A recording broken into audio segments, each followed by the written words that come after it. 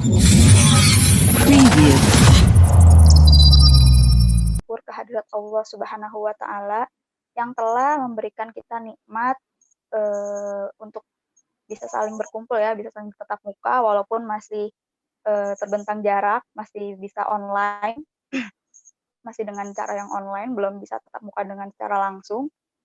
Sholawat dan salam kita lantunkan kepada baginda Nabi Muhammad Shallallahu Alaihi Wasallam. Beliau adalah motivator dan penggerak. Beliau adalah contoh bagi kita semua umatnya dalam kehidupan ini. Untuk sahabat-sahabat semua, tolong dinyalakan ya kameranya. Jangan lupa, biar kelihatan cantik gantengnya, biar saya bisa melihat semuanya. Ya, biar Gus Omzi juga bisa melihat semuanya. Oke, yang terhormat, Ketua PMI Kompakdi, sahabat Muhammad Afzai Nizam, yang terhormat Gus Romzi, selaku narasumber kita ya. Saya ucapkan selamat bergabung, selamat datang dan selamat kembali bergabung kepada teman-teman kelas influencer. Kelas ini adalah sesi kedua ya teman-teman. Hari ini kelas ini saya juga ucapkan selamat bergabung kepada Gus Romzi yang telah hadir di Zoom ya bersama di tengah-tengah kita semua. Hari ini adalah sesi kedua dari kelas influencer. Kita akan membahas tentang cognitive skill dan personal branding. Saya nggak mau banyak berbicara, saya nggak mau memotong waktu, biar Gus Romzi biar kita langsung mendengarkan penjelasan dari Gus Romzi ya. Gus, halo, selamat malam Gus. Halo, selamat malam. Ya Gus, apa kabar Gus? Alhamdulillah sehat banget. Kamu lanjut dulu dong. Aku masih mempersiapkan diri nih. Oke, siap Gus. Kalau begitu, sedikit mereview ya teman-teman. Nanti minggu kemarin sesi pertama kita sudah sama-sama belajar tentang apa itu influencer, bagaimana cara influencer yang baik. Nah hari ini kita akan membahas cognitive skill. Cognitive skill itu seperti critical thinking. Berarti itu kita belajar bagaimana caranya membangun critical thinking ya, alias critical thinking itu adalah membangun pola pikir yang kritis dan kita juga belajar membangun global mindset dan juga solve problem. Itu penting banget ya, tadi saya udah ulas sedikit. Mungkin personal branding juga akan dibahas hari ini. Itu terkait bagaimana caranya kita mengenal diri kita sendiri ya, bagaimana cara kita mengenal sendiri agar kita bisa membranding diri kita dengan baik. Agar kita tahu nih sisi uniknya kita dari mana, sisi bedanya kita dari mana, gitu. Karena kan setiap insan itu berbeda ya, nggak sama. Jadi bagaimana cara kita mengetahui keunikan di diri kita, bagaimana cara kita untuk membranding. Nah, nanti akan dibahas sama Gus Romzi selengkapnya ya. Teman-teman. Oke. Oke, Gus, udah bisa mulai nih? Iya, nggak apa-apa tuh. Tadi kalimatnya diselesain dulu, teman-teman. Apa tadi? Oh iya, oke Gus. Teman-teman yang belum mengaktifkan kamera, silahkan diaktifkan kameranya ya. Jangan lupa di-unmute dan ikuti kelas ini dengan hikmat ya. Oke, silahkan Gus. Waktu dan tempat saya persilakan ya kepada Gus Romzi. Saya udah nyiapin kacamata yang sama nih sama Fani, tapi sebenarnya kacamata istri saya. Kelihatan orang katanya kalau pakai kacamata itu look smarter daripada nggak pakai kacamata. Nah itu satu bocoran dari topik soal personal branding yang mungkin mau kita diskusin pada kesempatan kali ini. Bagaimana even our physical appearance atau tampilan fisik kita itu sangat berpengaruh terhadap pendapat orang soal kita. Nah itu yang mau kita obrolin di kesempatan pada malam hari ini. Tapi sebenarnya agak panjang yang mau diomongin pada malam hari ini. Mudah-mudahan waktunya cukup ya. Kita memulai alhamdulillah dengan tidak terlambat dan mudah-mudahan mengakhirinya juga dengan tidak terlambat. kira-kira sekitar 1,5 jam dari sekarang kita akan menyelesaikan program kita. Terima kasih buat teman-teman yang kembali hadir, yang minggu lalu hadir dan minggu ini juga hadir. Ada beberapa orang yang masih saya ingat tahun lalu lagi, minggu lalu bertanya, dan mungkin kasih kesempatan buat teman-teman yang belum bertanya di kesempatan kali ini ya, barangkali ada yang mau ditanyain. Sekali lagi saya ngucapin terima kasih buat teman-teman yang sudah mengaktifkan kamera.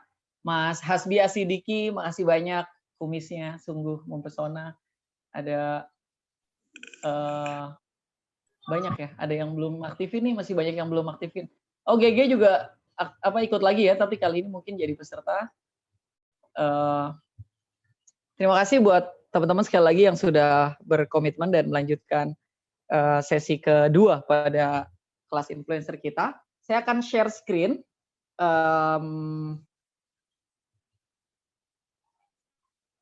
Tolong ini dong. Oke, udah. Terima kasih. Di atas sudah. Oke, saya share screen pakai yang ini ya, yang admin ya.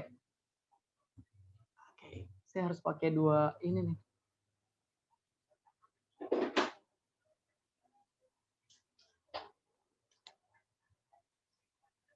Oke, teman-teman, kalau di minggu lalu kita lebih banyak ngomongin soal influencer tuh apa sih gitu, and how to become influencer, and also kita juga ngomongin soal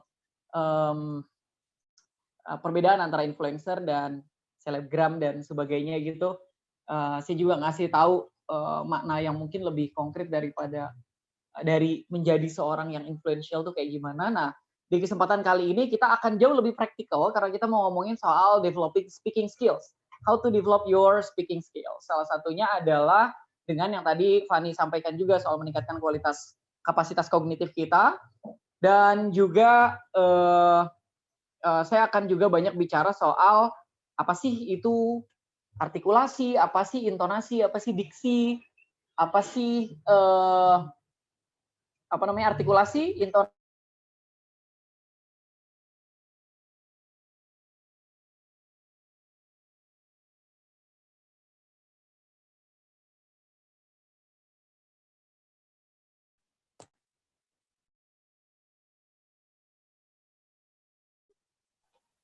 Sorry, ini nge-freeze ya?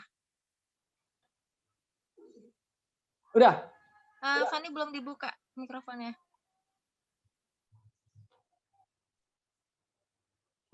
Gus Romzi? Ya. Oh iya, oke. Udah kembali lagi ya? Udah.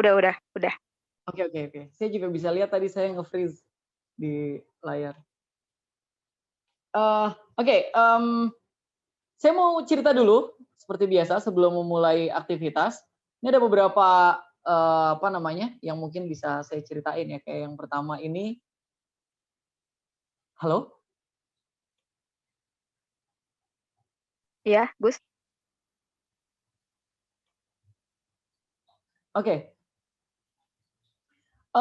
Ini ada dua kegiatan yang saya lalui, yang saya pernah ikuti. Ya, yang sebelah kiri itu pengajian umum, ngasih nasihat pernikahan ke salah satu sahabat saya yang menikah waktu itu di Lampung, dan kebetulan juga jamaah di pondok pesantren.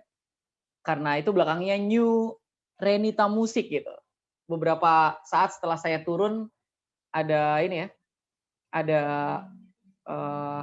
artis dangdut dengan tank top maju kemudian bernyanyi gitu.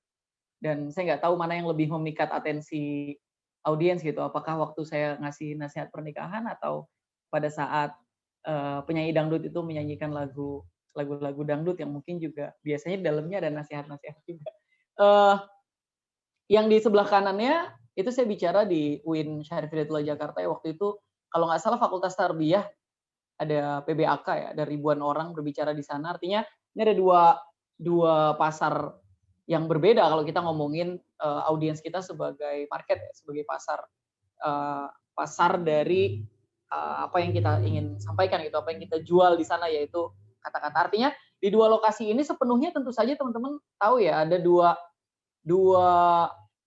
background audiens yang berbeda. Yang satu adalah para calon intelektual, calon akademisi, yang di sebelah kiri itu lebih ke masyarakat tradisional desa yang mungkin hadir memang untuk mendengarkan hal-hal terkait dengan nasihat-nasihat soal hikmah di balik pernikahan, hikmah rumah tangga dan sebagainya. Apa sih yang membedakan antara dua forum ini? Nah, nanti itu yang akan kita diskusikan di pertemuan kali ini, bagaimana kita positioning kita dalam sebuah acara itu dan kemampuan kita mengelola diksi, artikulasi dan intonasi yang mungkin kita bedakan itu meningkatkan kualitas public speaking kita. Kalau ini yang selanjutnya ini saya di Ritz-Carlton ya, di salah satu hotel bintang 5 di Jakarta. Saya ngomong di depan banyak banget, ada direktur Bank Mandiri Syariah, waktu itu belum merger jadi Bank Syariah Indonesia ya. Ada direktur Bank BRI Syariah, banyak banget lah orang-orang dari pegiat Syariah Finance gitu, pegiat keuangan Syariah. Waktu itu ada launching Waqoro. Waqoro ini salah satu apps yang concernnya di penyelenggaraan ibadah haji dan umroh tapi melalui aplikasi. Nah, waktu itu saya harus ngomongin soal bagaimana teknologi digital itu berpengaruh terhadap keberagamaan masyarakat milenial gitu. Jadi apa sih pengaruhnya antara teknologi digital dan kualitas keimanan misalnya masyarakat milenial? Waktu itu yang saya bicarakan gitu. Nah, di pernikahan, kemudian di sebuah kampus, yang ini ngomong sama profesional yang ngomongin soal Syariah Finance, di Hotel Bintang 5, sekali lagi hampir semuanya punya crowd punya apa sih crowd itu, punya sekumpulan massa audiens yang tentu saja berbeda. Nah, ini beda lagi. Ini saya jadi pembicara masih terkait isu digital ke teman-teman di Bawaslu ya, Badan Pengawas Pemilu. Waktu itu hampir semuanya adalah komisioner Badan Pengawas Pemilu dari seluruh Indonesia. Waktu itu ada 3 pertemuan, jadi seluruh Indonesia dibagi ke 3 pertemuan. Waktu itu ngomongin soal bagaimana sih caranya lembaga pemerintahan memaksimalkan fungsi teknologi digital untuk kemampuan komunikasi publik. Ngomongin soal e-governance juga, ngomongin soal digital citizenship, ngomongin soal digital demokrasi dan sebagainya. Pokoknya semuanya relate dengan isu-isu digital. Crowd-nya beda lagi. Kalau tadi profesional bisnis, yang ini profesional, mereka adalah birokrat. Crowd-nya beda lagi, tentu saja. Nah, yang terakhir ini, gambar yang ingin saya munculkan adalah momen saya sekitar 13 episode di Metro TV. Ini crowd-nya sama apa enggak? Bisa jadi sama, tapi jauh lebih heterogen daripada crowd yang tadi. Kalau tadi saya bicara di Hotel Bintang 5 itu crowd-nya jelas hampir semuanya adalah businessman yang concern ke Islamic finance. Saya di kampus, saya ngobrol dengan adik-adik calon intelektual.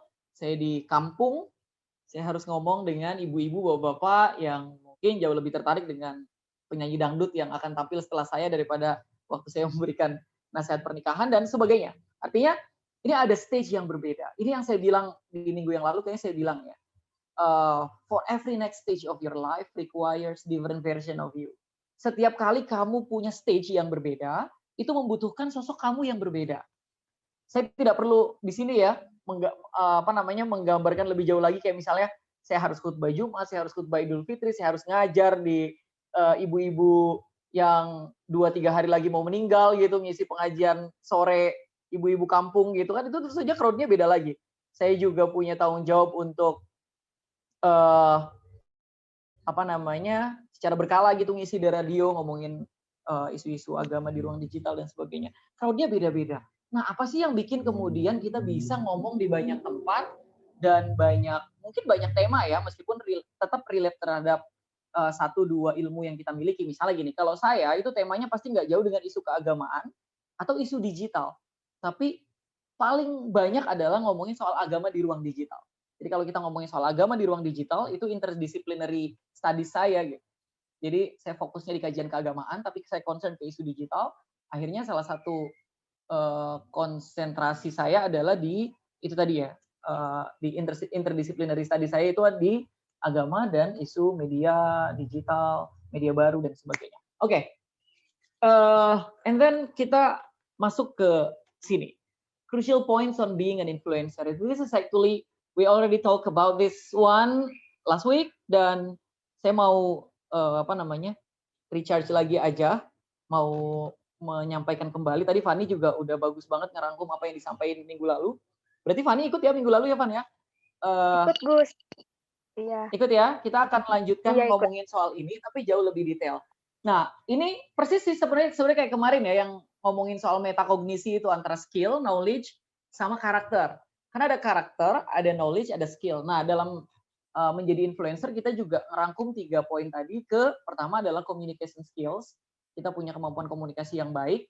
Ada gestur di sana, ada diksi di sana, ada artikulasi, intuisi, dan sebagainya itu ada di communication skills. Nanti akan kita diskusikan detailnya. Kemudian ada personal branding. Personal branding ini kaitannya sama self-knowing and self-understanding. Tadi Fani udah mengarahkan ya, kalau di pertemuan kali ini kita bakal ngomongin jauh lebih ke soal kognitif, soal gimana ningkatin kualitas diksi, kualitas perbendaharaan kata, dan sebagainya. Jadi nanti yang personal branding kita diskusikan di kemudian hari. Dan yang ini, cognitive skills. Ada critical thinking di sana, ada global mindset, ada problem solving. Dan ini yang penting banget, ada mental model. Nah, mental model yang mau kita diskusikan lebih jauh nanti. Fani tolong ingetin saya ya, karena saya nggak mencantumkan mental model di slide saya, tapi itu perlu sebenarnya saya diskusikan lebih jauh soal mental model. Iya. Apa sih mental model itu dan kenapa ini penting? Tuh, saya perlu swipe handphone saya so I can see your face. Terima kasih buat yang sudah aktifin kamera ya. Ada yang nggak aktifin di kamera, nggak apa-apa sih, mungkin lagi di toilet atau sedang bersama seseorang yang tidak mau dimunculkan di. Tapi terima kasih. Oke. Ada yang di kafe, Yanti lagi di sebuah kafe, Faiz Muhammad di sebuah warung kopi mungkin, atau gudang apa gitu. Rifai melamun, entah apa yang dipikirkan oleh dia. Oke, kita lanjut ya. Kita lanjut. Thank you. Buat teman-teman yang sudah aktifin kamera dan masih fokus. Kalau kita ngomongin soal kemampuan komunikasi, kira-kira ada 3 poin penting. Masih banyak sih poin lain, tapi coba kita fokus di 3 poin utama ini. Pertama adalah artikulasi dan intonasi, kemudian diksi, dan yang terakhir adalah gestur. Kita akan diskusikan dengan susunan yang mungkin belum tentu kayak ini ya. Maksudnya artikulasi dulu, diksi, baru gestur, atau nanti kita diskusikan secara random aja. Tapi mana yang teman-teman masih belum pahami ya? Artikulasi, oke, kita ke gestur dulu deh. Karena ternyata saya susunnya gestur duluan. Ini, kalian pernah dengar nggak a picture speaks more than words gitu? Jadi gambar itu atau sebuah gambar itu bisa bicara lebih banyak daripada kata-kata yang ingin disampaikan. Termasuk juga apa yang kita lihat itu bisa jadi jauh lebih mudah ditangkap orang daripada apa yang kita dengar. Makanya cinta itu dari mata turun ke hati, bukan dari telinga turun ke hati. Karena apa yang kita lihat biasanya itu jauh lebih gampang kita capture daripada apa yang kita dengar. Guru menyampaikan sesuatu pada saat transfer knowledge itu belum tentu lebih efektif daripada kita nonton langsung. Misalnya guru menjelaskan soal bagaimana sih mutasinya sebuah mikroba, misalnya gitu ya, guru menjelaskan gitu. Pertama begini, kedua begitu, kan itu kan hanya audio saja kan ya. Tapi kalau misalnya kita nonton videonya, meskipun nggak ada suara, kita tahu betul apa yang terjadi di sana. Nah, ini yang penting dari gestur. Jadi kalau gestur itu benar-benar nunjukin gestur kita itu betul-betul menunjukkan kekuatan komunikasi kita. Karena bisa jadi orang akan lebih terpaku sama gerakan tubuh kita daripada sekedar apa yang kita sampaikan. Ini kita lihat di foto yang ada di screen aja ya. Ini foto-foto foto saya yang di sebelah kiri. Tanpa saya menjelaskan, mungkin teman-teman tahu itu saya lagi merenung, memikirkan sesuatu gitu. Terus yang kedua, teman-teman tahu mungkin saya sedang berdoa, tapi senyum-senyum sendiri itu berdoa, bersyukur gitu ya. Berdoa yang nggak terlalu bikin sedih gitu misalnya. Terus yang kedua, saya lagi public speaking, saya lagi bicara, meyakinkan orang. Dan yang terakhir adalah gestur saya lagi mungkin sedang mengucapkan tahniyah, misalnya mengucapkan selamat atas sesuatu ya, misalnya harlah NU atau harlah Muhammadiyah, atau mengucapin selamat atas wisuda santri dan sebagainya. Nah, ini gestur ini ngaruh banget. Bayangin kalau saya harus bikin poster ucapan selamat wisuda santri, terus kemudian saya pakai foto yang paling sebelah kiri. Kan nggak masuk dong.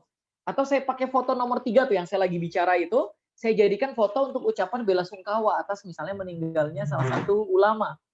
Misalnya innalillahi wa inna ilaihi raji'un, turut berduka cita atas meninggalnya Syekh Ali Jaber. Saya pakai foto yang nomor 3, yang saya lagi senyum, yang saya lagi menunjukkan ekspresi saya lagi komunikasi publik gitu. Kan nggak cocok kan? Nah, itu yang penting dari topik soal gestur ini, bahwa bahasa tubuh teman-teman semuanya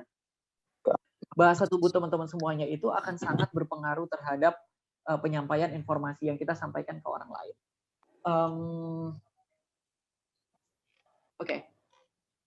Oke, itu soal gestur.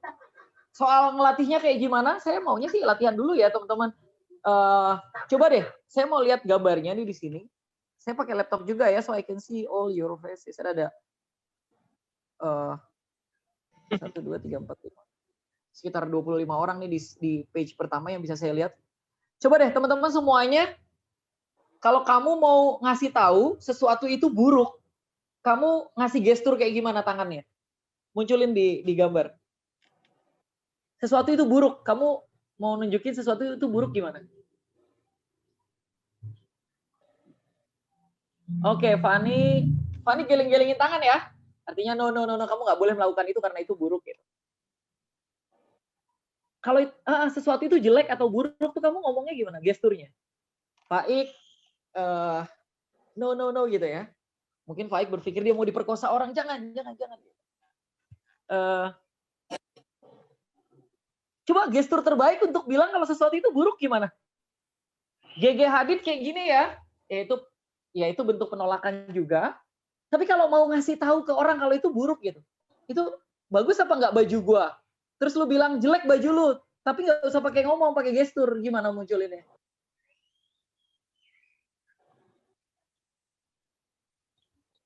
Emang gini ya, Hasbi, kalau ngomong? No. Kok aku kayak belum menemukan orang yang tepat ya? Ya nggak apa-apa sih, maksudnya yang tadi teman-teman coba praktekkan juga tepat, tapi kalau kamu mau bilang, misalnya ada teman kamu di depan kamu ya, terus nanya, baju ini bagus nggak? Terus kamu lagi telepon terus nggak bisa bilang, terus kamu mau bilang kalau baju kamu jelek, kamu nunjukinnya gimana? Nah betul, thank you Maulana, Yanti dan sebagainya. Gini ya, misalnya, aduh jelek gitu. Aku nggak tahu apa di kampung kalian nggak pakai gestur ini ya, tapi kalau ini kayaknya universal gestur deh. Kayak semua orang punya universal language kalau kalau begini tuh artinya buruk. Kalau gini artinya berarti baik kan sebaliknya. Kamu bayangin, kamu ngomong sama murid-murid kamu di kelas, suatu hari kamu harus jadi pribadi yang luar biasa. Kira-kira murid-murid kamu di kelas bakal itu ya ngerasa masuk apa enggak? Kalau kalian menunjukkan gestur buruk ke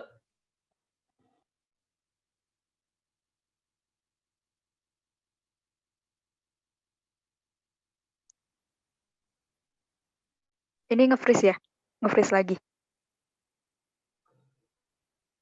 Apa cuman Fani aja? Halo? Iya, Kak. halo? Semua. Oh. Saya lupa screen saya mati. Jadi kalian dari tadi sih ngomong. Oke. Mana nih? Ini yang lagi dipin yang mana sih? Oh, yang this one. Oke. Misalnya tadi saya bilang, saya ngomong sama orang kalau saya berharap kalian menjadi pribadi yang baik. Tapi tangan kamu kayak gini gitu. Saya harap kamu suatu hari akan bekerja keras, kemudian menjadi orang yang sukses. Tapi tangan kamu kayak begini. Nah itu yang tadi saya bilang, kadang gestur orang itu sangat mengganggu. Karena kita gagal menyampaikan sesuatu karena gestur kita nggak tepat. Contoh gestur lagi ya. Ada 3 hal yang perlu kita perhatikan. Yang pertama, orang pasti nggak nyaman tuh. karena gestur kita nggak tepat. Kalau yang pertama harusnya satu dong gitu kan, yang kedua, yang ketiga gitu. Tapi kalian bilangnya yang pertama, yang kedua.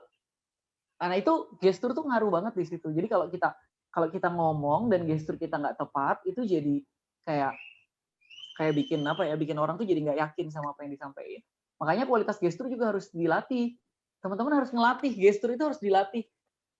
Kalian harus percaya bahwa awal-awal saya menjadi public speaker, kalau selesai acara tuh saya nggak mau lihat foto-foto karena jelek-jelek banget gitu. Tapi lama-kelamaan setelah dilatih, sekarang saya kalau ada acara, terus kemudian saya difoto, itu hasilnya bagus-bagus banget. Dan ternyata gestur itu bisa dilatih. Nah coba teman-teman juga melakukan itu ya. Coba pura-pura bicara, terus teman yang lain suruh motoin. Kira-kira capture-nya hasilnya bagus apa enggak? Kalau hasilnya bagus berarti gesturnya udah jauh lebih baik. Dan gestur itu juga bisa meningkatkan kualitas pembicaraan, misalnya untuk ngomongin yang pertama, yang kedua, yang ketiga, yang keempat, yang kelima gitu ya. Itu juga bisa. Jangan, kemari misalnya. Dengan hati yang bersih gitu kan. Dengan hati yang bersih dan pikiran yang terbuka, itu gestur itu begitu. Tapi ya ini umum banget sih dan teman-teman mungkin udah tahu soal gestur, tapi nanti kita bakal diskusikan lebih jauh. Ini kita next dulu ke kemana ke sini. Oops, salah. Oke, kemudian artikulasi. Artikulasi itu apa sih, gengs? Kalian tahu nggak sih artikulasi itu apa? Mungkin udah tahu ya, dan ini udah tahu gitu secara umum maknanya apa. The information of clear and distinct sounds in speech. The articulation of vowels and consonants. Itu contoh kalimatnya. The action of putting into words an idea or feeling of a specified type. Jadi artikulasi adalah formasi atau bentuk dari suara yang jelas dan perbedaan dari antar suara ke suara yang lain itu jelas. Itu artikulasi itu begitu. Misalnya kalau kita ngomong menikmati, maka ya kita ngomongnya menikmati. Siapa yang contoh artikulasi nggak jelas tuh yang minggu lalu saya sampaikan itu loh. Apa? Ganteng doang jemput cewek depan gang. Nah itu artikulasinya nggak jelas tuh. Karena seharusnya ganteng doang jemput cewek di depan gang. Nah artikulasi itu gitu. Kalau clear and distinct soundnya, suaranya itu jelas dan kita bisa bedain antara satu suku kata dan suku kata yang lain, itu berarti kita punya artikulasi yang baik. Nah ada istilah namanya articulate. Orang tuh artikulatif. Ini orangnya artikulatif banget ya, articulate banget ya gitu. Nah articulate itu, if you describe someone as articulate, you mean that they are able to express their thoughts and ideas easily and well. Kalau kita ngomong seseorang itu articulate, artikulasinya bagus, berarti dia itu orang bisa menyampaikan ide-idenya dan pikiran-pikiran dia dengan baik dan dengan mudah. Itu berarti articulate. Jadi kalau kita kasih, ini orangnya articulate nggak nih orangnya? Nah itu artinya kita mau ngomong apakah orangnya itu jelas kalau jelasin sesuatu. Boleh nggak sih kita nyebutin dosen-dosen di Dirosat yang artikulasinya nggak jelas gitu? Saya punya beberapa, saya masih ingat ya beberapa teman-teman di Dirosat yang artikulasinya kayak kalau ngomong tuh susah banget gitu kita nangkepnya. Udahlah dicampur-campur sama Ami ya ngomongnya. Ayo atulah bah gitu kan. Nggak jelas gitulah artikulasinya. Ya kalian pasti tahu lah, saya nggak perlu menjelaskan siapa orangnya, tapi artikulasi ini penting banget biar orang bisa capture secara penuh gitu apa yang sedang kita sampaikan, jadi nggak kacau. When you articulate your ideas or feelings, you express them clearly in words. Jadi kalau kamu punya ide atau perasaan dan kamu ingin menyampaikannya dan kamu menyampaikannya dengan artikulatif, itu berarti kamu mengekspresikan itu dengan jelas dengan menggunakan kata-kata. Misalnya, kalau kamu mau bilang kalau kamu lapar, maka kamu jelas bilang kalau ibu, misalnya bu, saya lapar, saya mau makan siang. Nah itu berarti kamu punya feelings, kamu punya ide di kepala yang ingin kamu sampaikan dan penjelasan kamu itu jelas. Itu kamu berarti articulate. Artinya artikulasi ini kaitannya juga sama keluarnya suara, kualitas suara yang keluar, juga sama kemampuan kita dalam menyusun kata-kata itu. Karena ideas and feelings yang kita bentuknya kita rubah dengan kata-kata, dengan beberapa spesifikasi tipe tertentu. Sekali lagi artikulasi itu maknanya itu ya. Jadi kita punya perasaan, kita punya pikiran, kita punya ide, kita punya gagasan, dan kita menyampaikannya dengan jelas. Itu berarti kamu orangnya artikulatif, orangnya articulate. Nah, ini gimana sih caranya buat ningkatin kualitas artikulasi? Ada berapa nih? Pertama, harus percaya diri tentu saja. Terus, kamu coba denger, listen to yourself. Coba kamu record. Pernah nggak teman-teman kalian dengerin lagi gitu? Nah itu penting banget tuh momen itu. Meskipun malu ya, saya tuh malu banget kalau ngelihat video saya di YouTube orang gitu ya. Terus saya dengerin lagi tuh kenapa sih gue ngomongnya kayak gitu? Aduh kenapa sih kok gue nggak jelas banget gitu? Aduh kenapa sih gue memulainya dengan subjek dulu? Kenapa nggak gue objek dulu gitu? Biar lebih clear apa yang gue sampein gitu. Kadang memang melakukan itu, tapi listen to yourself, listen to your videos or your podcast, itu benar-benar help you improve or enhance your articulation. Jadi artikulasi kamu tuh bisa jauh lebih bagus. Fanny moderator ini apa namanya? Coba deh dengerin lagi ya. Ini di record nggak sih? Saya nggak tahu ya. Oh ya di record. Coba dengerin lagi deh. Waktu kamu baru memulai program ini, kamu kelihatan banget tegangnya, kelihatan banget kayak deg-degan beberapa kali gitu. Kayak emang belum siap gitu kan. Nah, sometimes listen to yourself itu benar-benar really helpful gitu. Terus monitor your speed. Kita coba monitor atau memperhatikan kecepatan bicara kita. Karena kalau saya kenapa bicaranya dari tadi cepat? Pertama emang karena karakter saya cepat, dan kedua we don't have enough time, right?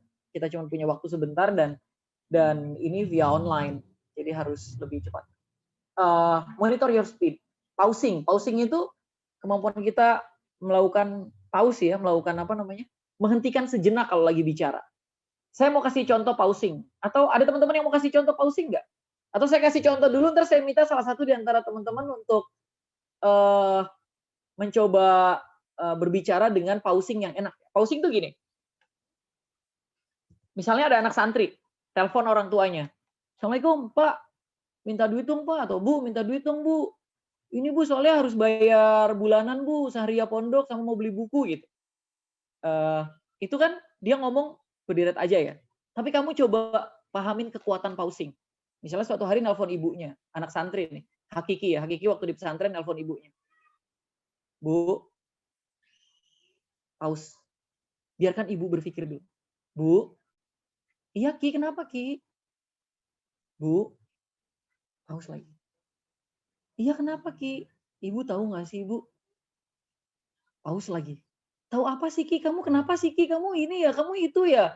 Kamu sakit ya, kamu apa ya gitu. Baru pausing di awal saja itu pasti itu udah grab atensi dari audiens kita gitu. Kita baru motong sebentar doang. Contoh lain, kalian harus tahu bahwa cinta itu kamu pausing, tungguin sampai atensinya tuh muncul semua baru kamu sampein. Nah, itu kemampuan pausing itu begitu. Nah, tadi balik lagi ke Hakiki waktu di pesantren dan nelpon orang tuanya buat minta duit. Kemampuan pausing itu bikin orang tua tuh jadi kayak fokus, ada apa sih ini, ada apa sih gitu. Dan itu kan grab atensi kan berarti kan? Berarti kan menarik perhatian dari orang yang kita ajak bicara. Makanya kalau lagi ngomong, terutama kalau ngomong sama pasangan ya, itu kalau bisa kamu bikin kayak begitu. Kamu bayangin suatu malam misalnya saya ngomong sama istri saya, Dek, orangnya ada di depan saya tapi saya bilang, Dek, iya Mas kenapa? Dek, ya apa sih Mas, kamu kenapa sih gitu kan? Kamu tahu nggak Dek? Apa sih Mas? Apa sih Mas? Ada apa sih gitu kan? Kayak itu kayak kemampuan pausing itu benar-benar membuat, kalau ini kan saya posisinya lagi transfer knowledge ya. Jadi saya nggak dalam keadaan untuk influence kamu. Tapi when you try to influence someone and you use this kind of you monitor your speed and then menggunakan pausing itu dengan cara yang tepat, dengan waktu yang tepat, kamu bisa grab atensi audiens dengan sangat baik. Nah, terus contoh monitor your speed lagi itu kapan waktunya cepat, kapan waktunya lambat, kapan waktunya kita pakai complex sentence, kapan waktunya kita pakai simple sentence, itu juga penting. Terus Berikutnya keep it simple. Untuk meningkatkan artikulasi itu pastikan kamu bicara dengan simple. Ganteng doang jemput cewek depan gang. Itu tuh kenapa nggak artikulatif? Karena nggak simple. Pertama, secara audio itu nggak membantu karena kayak apa namanya? Katanya cewek-cewek dipanggang apa-apa gitu ya. Bukan depan gang kan jadinya kayak salah denger gitu. Nah itu penting banget kita bikin kalimatnya itu simple. Dengan bukan pakai kalimat majmuk setara atau kalimat majmuk bertingkat. Saya kasih contoh kalimat panjang ya. Kalimat yang seharusnya bisa keep it simple tapi saya bikin panjang. UIN Syarif Hidayatullah Jakarta yang sebenarnya terletak di Tangerang adalah sebuah kampus yang sangat dibanggakan oleh masyarakat. Terutama masyarakat yang masih berpikir bahwa pendidikan agama Islam adalah pendidikan terbaik yang seharusnya diberikan kepada calon-calon penerus bangsa. Misalnya gitu. Itu kan kalimat yang panjang tuh. Tapi kalau misalnya kamu make it simple, itu sebenarnya jauh lebih clear. Jadi kalau kamu mau bilang clear, ada kalau dalam penulisan abstraksi itu kan ada clear, concise, sama konkret ya. Jelas, padat, dan konkret gitu. Nah, itu kalau kamu bisa keep it simple, itu juga bisa meningkatkan artikulasi. UIN Syarif Hidayatullah Jakarta terletak di Tangerang Selatan. Titik. Itu kalimatnya simple. Jadi kamu bukan UIN Syarif Hidayatullah Jakarta sebenarnya terletak di Tangerang Selatan, yang sebenarnya terletak di Tangerang Selatan, kan kalimatnya jadi belum utuh. Karena kalimat itu masih kumpulan kumpulan frase yang seharusnya memang ada main verbnya, ada kata kerja utamanya. Nah, coba ngomong pakai kalimat yang simple. Siapa ya contohnya? Kamu pernah baca bukunya Papa Azumardi Azra nggak? Azumardi Azra tuh kalau nulis nggak simple banget. Itu pasti kita bakal rumit capture-nya gitu. Tapi ada beberapa ulama yang nulis itu simple. Ada beberapa orang juga jurnalis yang nulis itu simple gitu, kalimat berhenti gitu, sepotong tapi jelas. Jadi try to keep it simple. Ganteng doang jemput cewek depan gang. Coba kita bikin kalimatnya lebih simple. Misalnya ganteng doang jemput cewek depan gang, ini kan kalimat yang sulit sebenarnya dipahami ya. Kita butuh waktu untuk menerjemahkan itu. Tapi kalau kita make it simple itu berarti percuma kalau misalnya lu ganteng tapi lu jemput cewek di depan gang doang dan lu nggak datang ke rumahnya gitu. Nah itu kamu coba bikin simple meskipun memang butuh kalimat yang jauh lebih kompleks, lebih banyak, tapi sebenarnya kamu bikin kalimat tuh jadi lebih simple. Jadi kalimat tuh bukan kalimat majmuk setara atau majmuk bertingkat atau analogi yang ingin disampaikan itu jelas gitu. Itu yang keep it simple. Terus, nah ini eliminate the fillers. Ini saya mau tanya nih sama teman-teman nih. Fillers, atau mungkin belum tahu ya fillers itu apa ya? Fillers itu kamu ngisi apa sih di antara satu kalimat sama kalimat lain atau di antara kalau lagi kamu berpikir fillers orang Indonesia itu kebanyakan ini loh apa sih? Apa ya namanya itu gitu. Itu fillers tuh. Nah, setiap orang tuh punya fillersnya masing-masing. Saya tadi nggak menemukan fillers di Fanny, tapi Fanny berkali-kali tapi itu kayaknya lebih bukan karena fillers, lebih karena dia memang nervous gitu ya. Mungkin lagi belum turn in gitu, belum tune in sama programnya. Jadi kayak masih gitu. Tapi teman-teman fillersnya apa? Saya fillersnya itu biasanya gitu. Saya kadang-kadang itu, tapi saya coba mengeliminasi itu. Terus gimana sih cara mengeliminasi fillers? Gimana sih biar kita kalau ngomong nggak banyak fillersnya itu nggak? Ya kan? Ya nggak? Bener nggak? Betul nggak? Itu fillers juga tuh. Karena kita sebenarnya mau ngomong tapi butuh waktu untuk berpikir, akhirnya iya nggak? Betul kan? Bener nggak? Teman-teman mikir gitu juga nggak? Itu juga fillers. Sebaiknya fillers itu menggunakan kata-kata yang itu yang jadi signature kita. Tadi di sini kan saya tulis try to find your signature fillers. Fillers yang jadi signatur kamu. Contohnya Gus Baha. Gus Baha itu signaturnya apa? Signature fillersnya itu penting saya utarakan. Sering nggak dengar Gus Baha ngomong, ini penting saya utarakan. Itu tuh sebenarnya cuman butuh waktu buat gitu loh, buat mikir, tapi keluarnya itu, ini penting saya utarakan. Atau siapa kalau contoh fillersnya Contoh fillersnya Habib Rizik, saudara-saudara itu fillers tuh. Sering banget kan kalau dengerin Habib Rizik ceramah tuh saudara-saudaranya berulang-ulang. Nah itu fillers juga. Nah, coba teman-teman deh, kalau tadi kan ada listen to yourself ya, listen to yourself and then make notes gitu. Catatan-catatan kira-kira fillers kamu kalau lagi ngomong apa sih? Ada orang yang fillersnya itu apa itu namanya? Nanti pas lagi belajar bahasa Inggris itu what is it gitu. Banyak banget what is it itu. Karena apa itu namanya? Orang tuh ada yang ngomong kayak begitu. Nah, itu fillers tuh kadang bikin orang nggak nyaman. Saya pernah dulu punya teman diskusi di kampus yang dia tuh sering banget gitu loh. Mumbling kayak dia tapi nggak enak kedengerannya itu karena kayak drizzling voice gitu, kayak suara yang noisy banget di telinga. Coba teman-teman deh perhatiin kira-kira fillers teman-teman tuh apa sih? Nah, itu yang coba dieliminasi. Kalau nggak bisa dieliminasi, maka find your signature fillers. But make sure fillersnya itu tidak merubah substansi kata.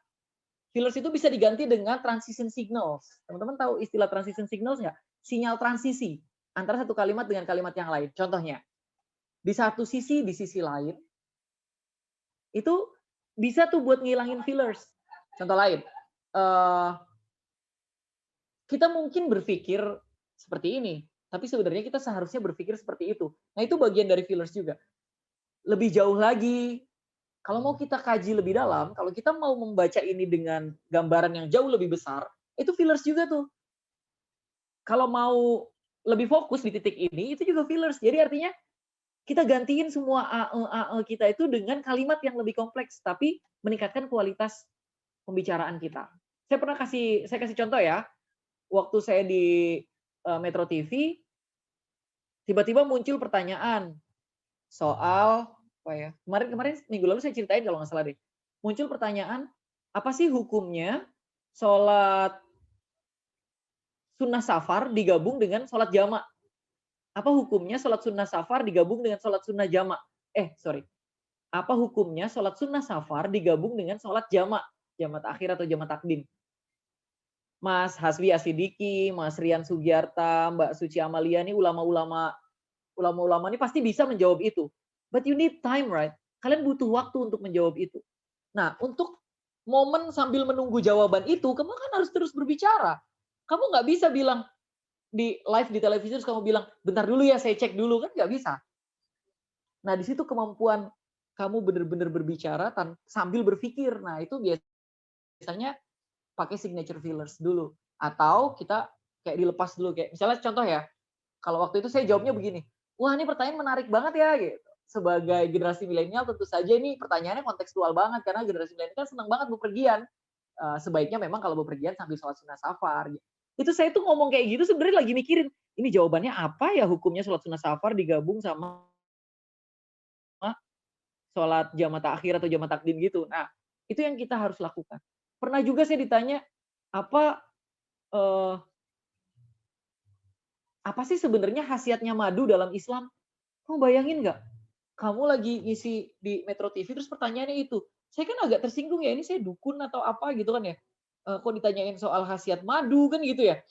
Tapi kan kita nggak bisa jawab begitu. Nah, kemampuan kita, biasanya muncul itu karena kita nggak yakin sama apa yang mau kita sampaikan atau kita lagi deg-degan.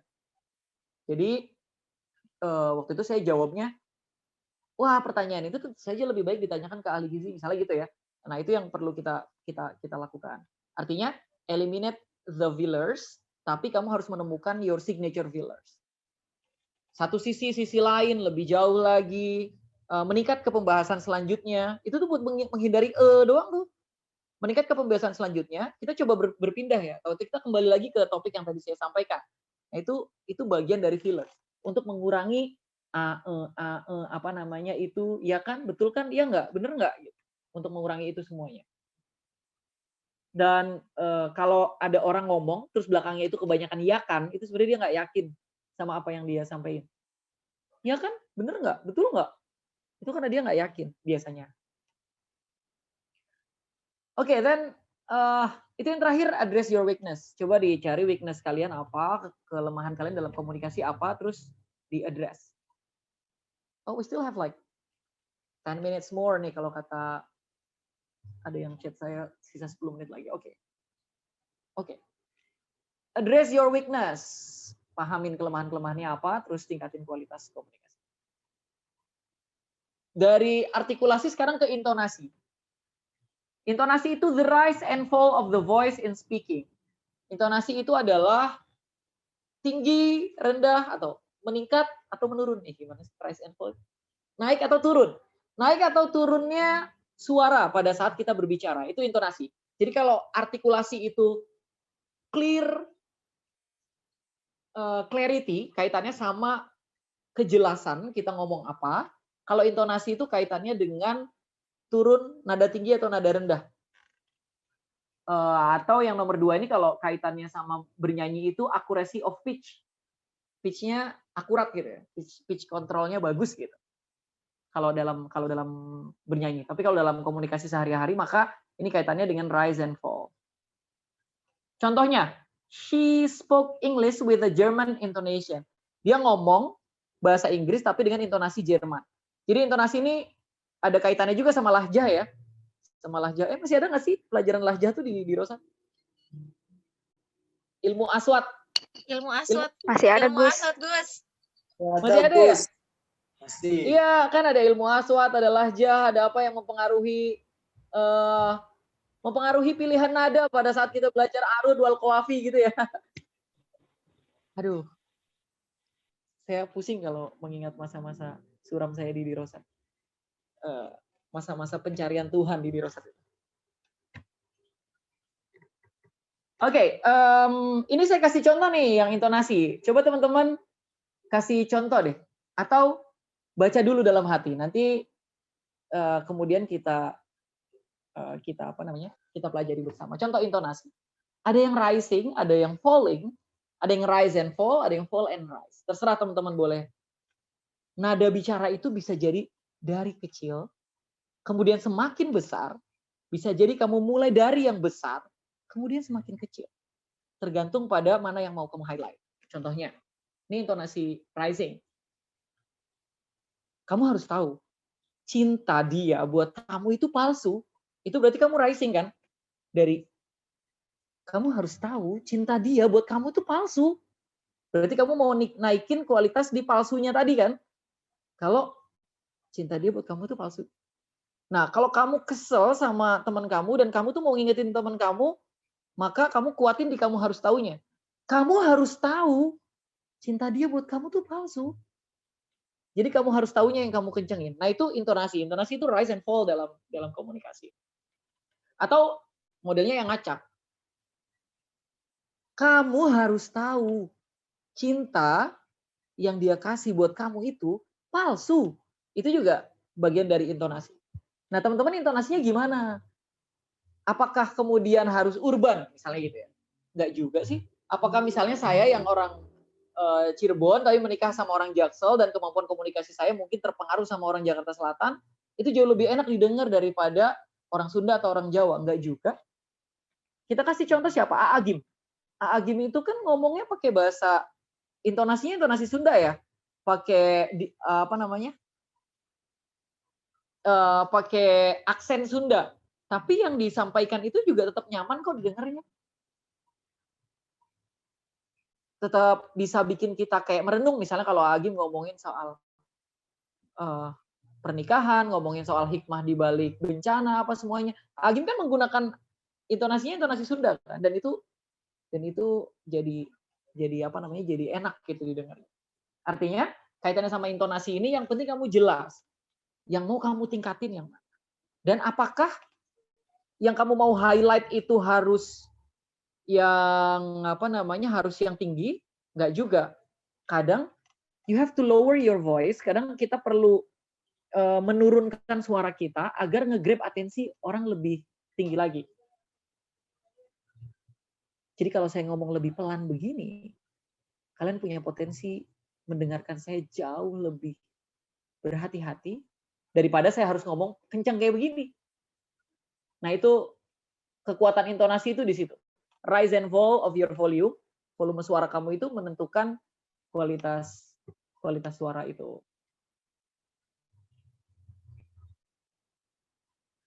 Iya, cinta dia buat kamu itu palsu.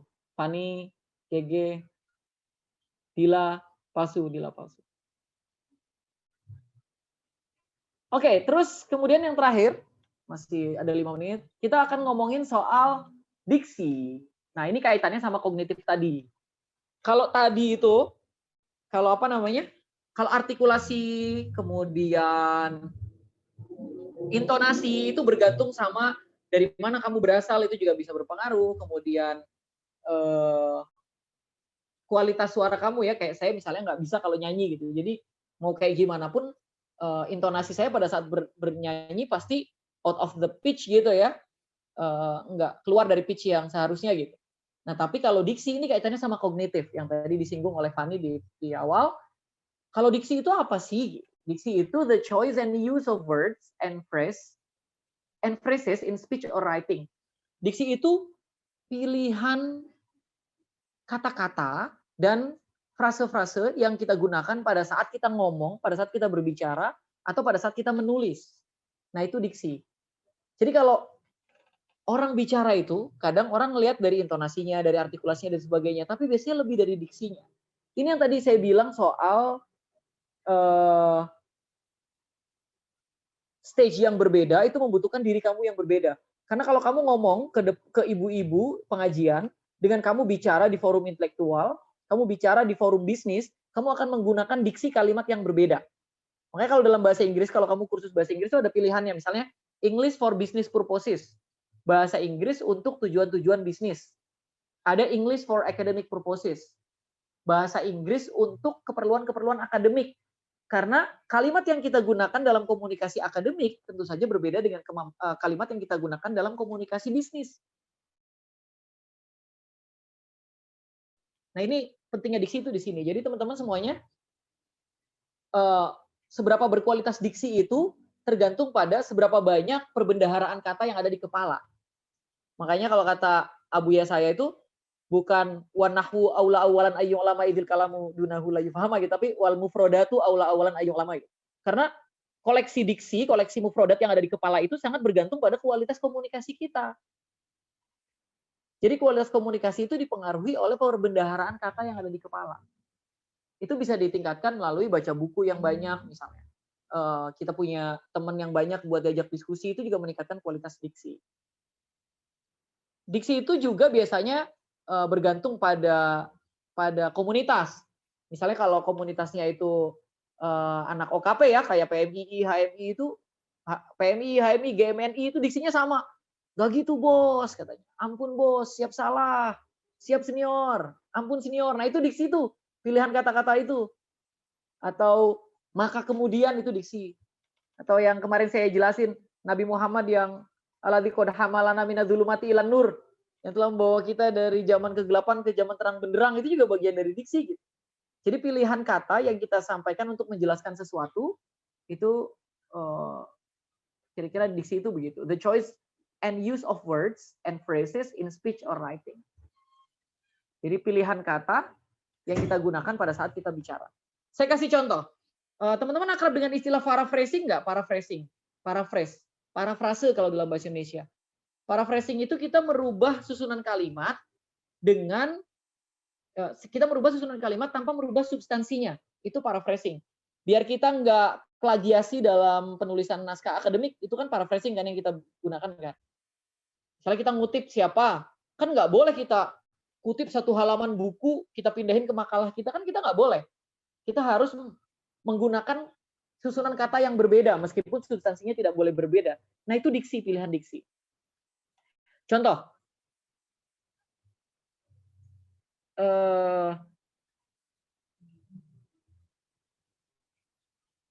contohnya memindahkan. Memindahkan itu, coba teman-teman kasih saya itu ya, di chat ya. Kalian pakai laptop atau pakai handphone sih? Kalau pakai handphone biasanya lebih sulit sih. Atau bisa ya pakai handphone? Oh harus masuk ke chat ya, forum chat ya. Atau kalau kamu nyalain mikrofon, ini nggak, apa namanya, bakal berisik banget nggak? Misalnya memindahkan, apa sih diksi lain untuk memindahkan? Kata-kata lain yang bisa kita gunakan untuk menggantikan kata memindahkan.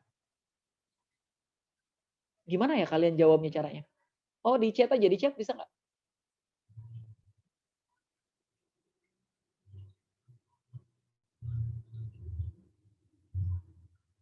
Oke, Siti Arisa ya, membawa, boleh. Membawa ke tempat lain boleh. Artinya kalau kamu ngomong, saya mau memindahkan sesuatu ke tempat lain ya, kamu bisa menggantinya misalnya, saya mau bawa perasaan ini ke hati yang lain. Itu kan kamu memindahkan perasaan yang kamu kasih ke orang lain ke hati yang lain. Artinya kamu bisa menggunakan diksi, saya ingin membawa perasaan ini ke hati yang berbeda. Memposisikan, Ibnu Salah, bisa merubah posisi maksudnya ya. Memindahkan itu adalah saya ingin merubah posisi. Menempatkan bisa, menjinjing. Membuang, guys. Membuang masuk, bergeser, guys. menggeser. Apa? Membuang hati, ke lain hati. Membuang bisa. Bisa memindahkan ke tempat sampah itu artinya membuang ke tempat sampah, setuju juga. Kalau dalam bencana, memindahkan korban itu apa pakainya istilahnya, diksinya? Evakuasi. Betul. Nah, itu evakuasi. Evakuasi itu diksi. Evakuasi, diksi yang mungkin kita gunakan dalam komunikasi akademik. Tapi kalau kamu mau ngomong ke misalnya ada korban bencana di Tegal ya, yang itu ibunya tradisional banget. Kita ngomong, Bu, kita mau evakuasi ya. Evakuasi kok apa sih gitu. Ya pasti Mengungsi. evakuasi apa gitu. Nah, melakukan evakuasi, mengungsikan, memindahkan, mengalihkan, menempatkan dan sebagainya itu namanya diksi. Perbendaharaan kata yang ada di kepala kamu itu sangat menentukan kualitas susunan kata yang kamu bikin. Itu sangat bergantung pada diksinya. Nah, makanya the more you read, the more words you have. Semakin banyak kamu membaca, semakin banyak vocabulary dan kata-kata yang kamu miliki di kepala. Coba kita tulis lagi ya. Nur Laila, migrasi ya. Ya, migrasi juga artinya pindah. Mentransmigrasikan. Gus, maaf. Tadi Ya. memotong, waktunya udah habis. Oke, ini juga sebenarnya terakhir sih. Jadi, thank you Fani sudah mengingatkan. Jadi intinya diksi itu tadi yang saya bilang, itu juga sangat berpengaruh pada kualitas komunikasi kita. Selain tadi ya, selain artikulasi, intonasi, tapi diksi itu penting banget. Karena seberapa oke sih kemampuan kamu ngomong itu sangat bergantung pada kualitas kata-kata yang kamu miliki. Kalau kamu bilang, aku nggak bisa, aku mau putus, itu jadi kayak nggak keren gitu. Tadi kalau kamu pakai diksi, saya ingin mengevakuasi perasaan ini gitu dan menyelamatkannya atas bencana perasaan yang saya alami selama bersamamu gitu. Saya rasa kamu adalah musibah buat saya gitu. Dan saya perlu mengevakuasi perasaan saya. Itu diksi. Jadi sekali lagi teman-teman semuanya, kalau mau ningkatin kualitas kognitif, maka kalau kalian meningkatkan kualitas kognitif kalian, maka yang akan meningkat adalah kualitas diksi. Karena itu kaitannya sama kognitif. Kalau diksi itu kaitannya sama yang tadi, knowledge. Jadi kalau knowledge itu diksi. Tapi kalau kemampuan pausing, kontrol, dan sebagainya itu skill berbicara. Itu skill komunikasi. Jadi dibedain ya. Sekali lagi dibedain. Mana yang skill, mana yang knowledge, mana yang bagiannya sama karakter. Nah, di minggu depan kita akan fokus di personal branding. Gimana sih ngebangun personal branding? Gimana sih biar bisa orang lihat kita tuh keren gitu? Gimana sih biar ya meskipun kalau dalam Al-Hikam itu kita tidak perlu memperkenalkan diri ke manusia, biar Allah yang memperkenalkan gitu. Tapi kan tetap kita punya upaya untuk meningkatkan kualitas diri. Nah, terima kasih untuk pertemuan kali ini. Saya akan mungkin juga nulis beberapa kalimat-kalimat. Nanti saya minta beberapa teman-teman untuk membaca kalimat itu dengan nada dan dan diksinya masing-masing. Yang Sunda coba di Sunda yang tapi menggunakan paraphrasing ya. Kalian boleh bicara dengan gaya apapun. Begitu, Fani. Mungkin sambil nunggu pertanyaan saya nyiapin konteks kalimatnya juga. Saya kembalikan ke Fani, thank you. Oke, makasih Gus Romzi untuk udah share ilmunya ya dan pengalamannya, hebat banget, keren banget, sangat menginspirasi. Untuk yang mau bertanya silahkan. Tadi sudah ada yang bertanya ya, menulis, silahkan bertanya langsung sama Gus Romzi. Wafiuddin dari Telkom University, silahkan.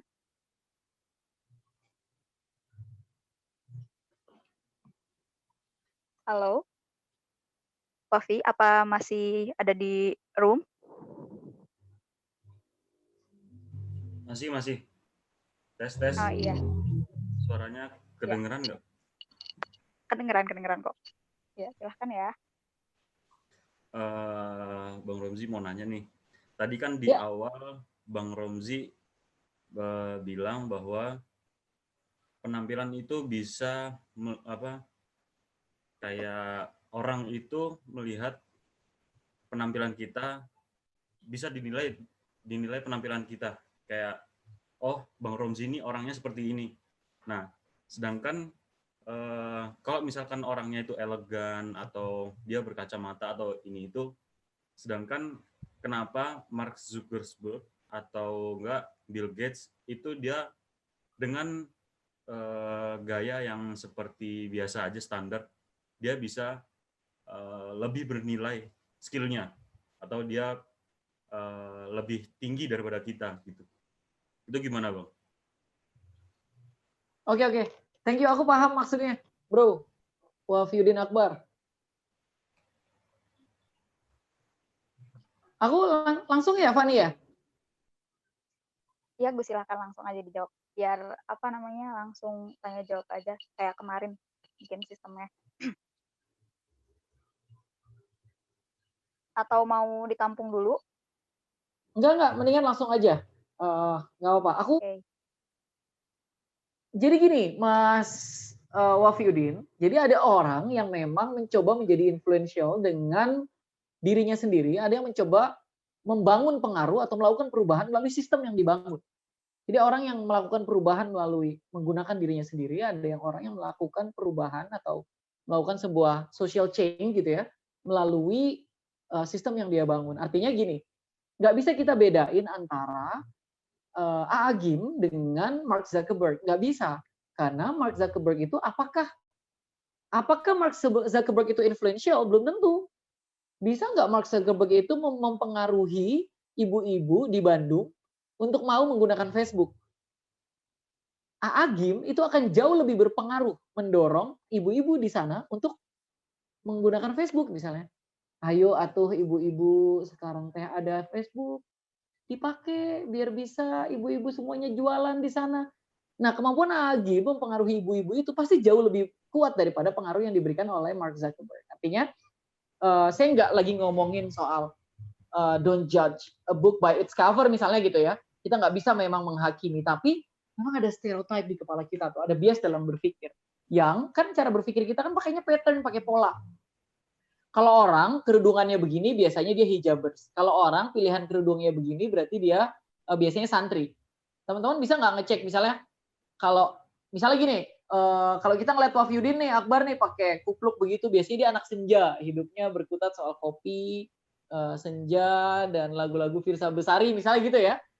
Itu, kita tuh punya stereotip itu, makanya saya ingat Imam Malik pernah marah sama koleganya, kata Imam Malik, besarin dong imamahnya gitu, suruh besarin imamahnya.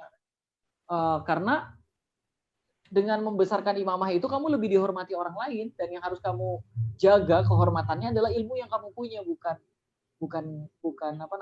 diri kamu sendiri gitu. Artinya kalau tadi saya bilang bahwa kadang penampilan fisik itu benar-benar berpengaruh pada sikap orang lain kepada orang tersebut, itu penting banget. Contohnya gini, Gus Baha itu sederhana nggak? Sederhana banget ya. Cuman pakai baju yang sama, baju putih terus, peci hitam terus, sarungan terus. Tapi kamu tahu nggak sih bahwa kesederhanaan itu brandingnya Gus Baha. Coba kalau Gus Baha tiba-tiba berganti bajunya kayak saya. Misalnya pakai jas, pakai sarung BHS dan sebagainya. Orang mungkin respeknya akan jadi berkurang ke dia, ke beliau. Jadi kesederhanaan Gus Baha ini bagian dari personal branding yang dibangun oleh Gus Baha, atau yang dibangun oleh timnya Gus Baha untuk menunjukkan bahwa Gus Baha ini emang down to earth gitu. Sangat sederhana dan bisa kita jadikan sebagai uswah. Nah, artinya saya nggak kemudian mendorong teman-teman semuanya untuk punya gaya berbusana yang sama atau gaya ini yang sama. Tergantung pada kebutuhan masing-masing. Ada anggota DPR yang mau nyalon di Lombok itu dan Kalimantan Selatan biasanya tiba-tiba Islami pakai peci, karena kan Lombok sama Kalsel itu kan votersnya kebanyakan bener-bener sangat agamis ya, sangat Islam banget gitu. Jadi banyak teman-teman saya yang mencalonkan diri di sana itu terpaksa pakai peci putih gitu rapi. Karena memang personal branding yang harus dibangun itu. Dan stereotip ini memang apa namanya memang berpengaruh banget sih. Jadi kita tuh punya bias dalam berpikir yang kalau kita ketemu orang dengan penampilan tertentu itu kita akan mengeneralisasi dia dengan pengalaman yang kita punya. Kamu gini deh sederhananya. Kalau preman di TV itu biasanya gimana yang dimunculin? Dia biasanya pakai baju nggak ada lengannya, terus ada tatonya gitu ya, atau pakai jaket kulit, itu preman. Kalau polisi gimana? Biasanya bajunya gelap-gelap, mobilnya juga gelap, terus sepatunya agak sepatu kulit gitu.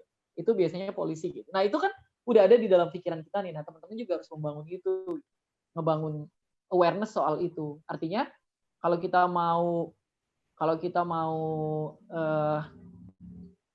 orang lain itu melihat kita dengan cara yang tepat, ya kita harus muncul dengan cara yang tepat. Sebenarnya pertanyaannya ini lebih tepat untuk diskusikan di minggu depan ya. Kamu kalau ada waktu, Wahyudin, kamu datang lagi minggu depan, so we can talk about this more gitu. Tapi kira-kira bocorannya begitulah. Nanti besok kita akan ngomongin soal itu.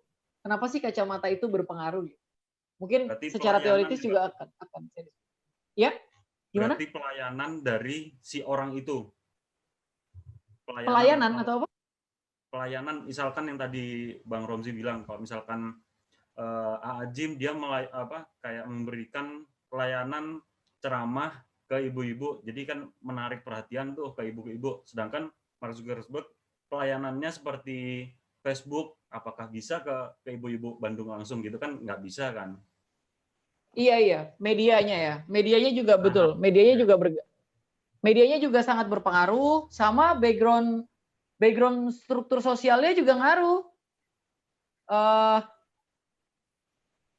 Misalnya gini, karena memang kita ini pola pendidikan keagamaannya itu antara guru dan murid gapnya jauh, maka orang yang berdandan berbeda secara keagamaan itu akan dianggap ilmunya lebih tinggi daripada yang dandanannya sama kitanya gitu.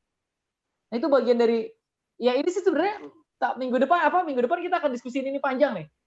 Misalnya, kenapa sih kalau kita ngelihat orang pakai jubah, kita akan berpikir mereka jauh lebih Islami daripada mereka yang nggak pakai jubah gitu. Nah itu kan konstruk berpikir yang dibangun oleh dialektika budaya yang hadir dari latar belakang kehidupan sosialnya dan sebagainya gitu. Jadi nanti kita bakal bahas itu juga.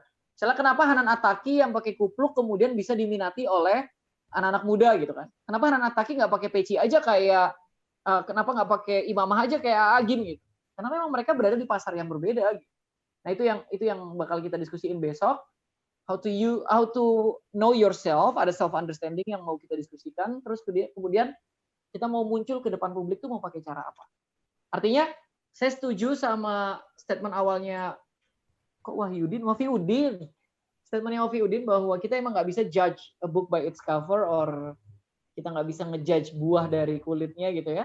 Tapi cara orang berpikir soal sesuatu itu pasti dimulai dari suarnya dulu. Dalam agama juga begitu kan. Kita tuh pasti ngelihat sesuatu dari suarnya dulu. Gitu.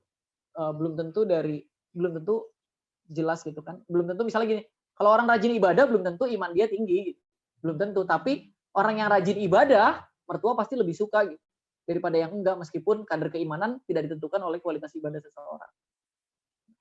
Kebaikan terhadap tetangga juga sangat berpengaruh misalnya gitu. Itu yang saya bilang. Tadi soal personal branding kita diskusikan di minggu depan. Jadi minggu depan kita ngomongin soal apa sih bedanya kalau saya lagi nggak pakai peci dan saya pakai peci.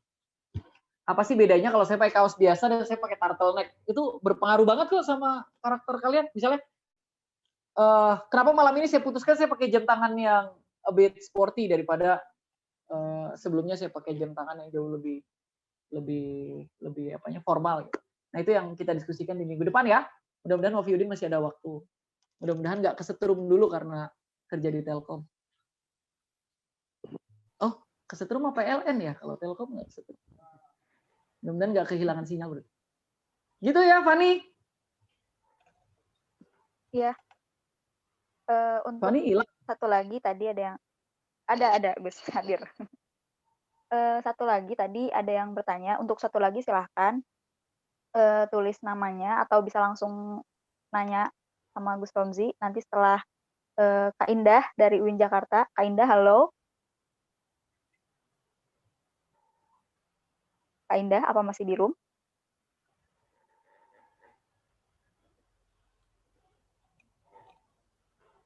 Oh, mic-nya sedang tidak bisa digunakan. Kalau gitu, Fani bantu bacakan ya untuk pertanyaannya.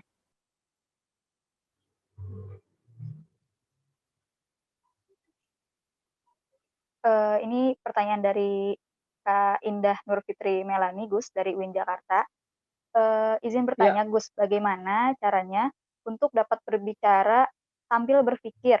Contohnya, seperti yang Gus bilang, ketika ada yang bertanya dan kita berusaha untuk berbicara sambil memikirkan jawabannya, dikarenakan saya tipe orang yang kalau berpikir itu belum bisa sambil berbicara, jadi harus berdiam diri terlebih dahulu untuk memikirkan jawabannya.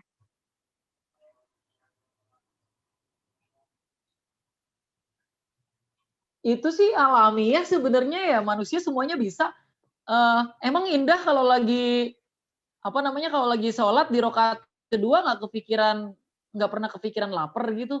Padahal mulut lagi membaca iyyaka na'budu wa iyyaka nasta'in gitu. Tapi dalam hati mikirin, aduh enak juga nih habis ini makan dimsum misalnya gitu. Artinya sebenarnya kita bisa melakukan itu. Kita bisa melakukan multitasking ya. Kita berbicara sambil berpikir. Tapi memang kalau itu kan gini ya, itu kan kita melafalkan sesuatu yang udah kita hafal sebelumnya. Misalnya, coba teman-teman semuanya dalam hati sambil baca Al-Fatihah sambil terus saya ngomong. Kayaknya masih bisa teman-teman mendengar apa yang saya sampaikan, menerima apa yang saya sampaikan sambil terus membaca Fatihah gitu. Nah, tapi kalau dalam komunikasi memang saya setuju banget sama Indah, kadang kita sulitnya itu karena yang harus kita sampaikan itu bagian dari jawaban itu.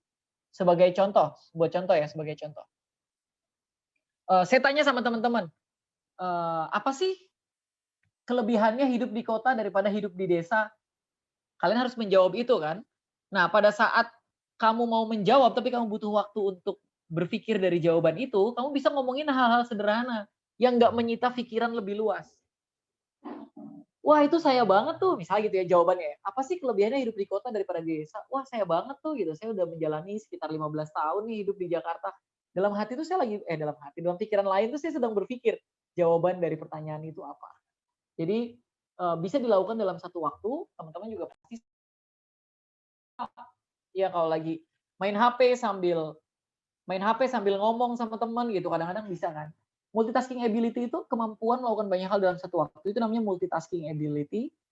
Itu udah dilatih sama smartphone karena kita kan pakai smartphone ya dari awal ya. Kalian dari mulai remaja udah mulai pakai smartphone, itu membantu kalian bisa melakukan banyak hal dalam satu waktu. Tapi kita coba aja nih. Kita coba nih saya panggil satu ya, misalnya siapa nih?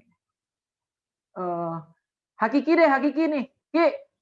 Iya, lah baik Ustaz. Gus. Masya Allah, Ustaz. Saya mau tanya sama kamu, Ki ya. Saya mau tanya sesuatu, tapi saya nggak peduli sama substansi jawaban kamu. Saya akan mempedulikan pilihan, fillers yang akan kamu gunakan sebelum menjawab itu. Sembari kamu berpikir dari jawabannya. Karena jawabannya tentu saja kemungkinan jawaban yang akan pertanyaan yang saya akan tanyakan ini juga di luar pengetahuan kamu. Contoh ya,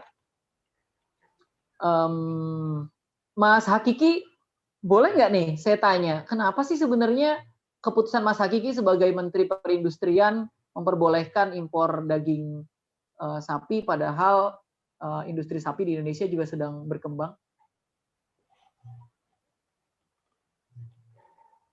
Jawabnya apa nih? Boleh diulangi, Gus? Oke. Saya mau kayak gitu, kayak capture satu hal, kemudian memulai berbicara sambil menyiapkan jawabannya.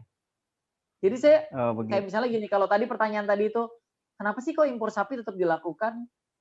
Misalnya kalau politisi, dia akan pakai fillers yang biasa dia lakukan, misalnya gini, dia akan ngisi kekosongan itu dengan Saya nggak suka nih, kadang-kadang wartawan suka kasih pertanyaan yang menjebak kayak begini. Nah, itu tuh kalimat yang sebenarnya udah biasa di kepala dia, terus dia sampaikan ulang hanya untuk menyiapkan jawaban berikutnya. Atau karena hakiki anak, karena ulama, oke, pertanyaannya akan soal Soal pernikahan warna, misalnya. terus nama-nama ikan gitu aja guys. Oke, saya tanya, Ustadz Hakiki, apakah kalau orang awalnya menikah, terus kemudian bercerai, jadi sebenarnya Allah tidak menakdirkan mereka berjodoh? Atau bagaimana sih Ustadz Hakiki?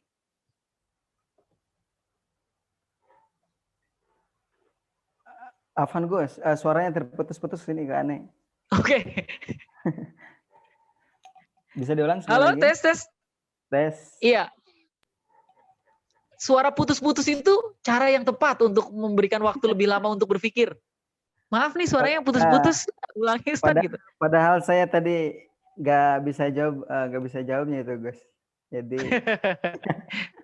Iya, itu bagian dari upaya juga untuk bisa memberikan kita sedikit waktu untuk berpikir. Pertanyaan saya adalah pengalihan yang sangat efik tuh kata Ibnu Salah. Apakah orang yang tadinya menikah kemudian bercerai berarti dia tidak dijodohkan oleh Allah Subhanahu wa taala?